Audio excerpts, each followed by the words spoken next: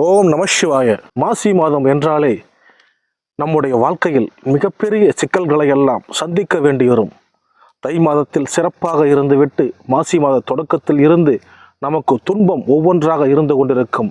இதை நாம் இயற்கையாகவே புரிந்து கொள்ளலாம். இந்த மரங்களை பாருங்கள், தன்னிடம் இருக்கக்கூடிய இலைகளை எல்லாம் உதிர்த்து விட்டு வெறுமனே காய்ந்து போய் கிடக்குகிறது சருகுகளாக.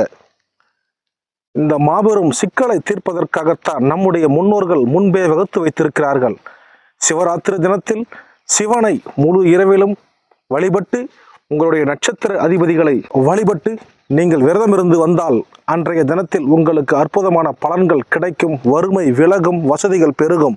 ஆகவே சிவராத்திரி தினத்தில் முழுமையாக ஈசனோடு இருங்கள், நட்சத்திர ஈசனோடு இருங்கள். நம்முடைய ஆலயத்தில் நட்சத்திர மரங்கள் இருக்கிறது. உங்களுக்கு உரிய நட்சத்திர மரங்களை வணங்கி வலம் வந்து வளமாக இருங்கள். ஓம் நம சிவாய.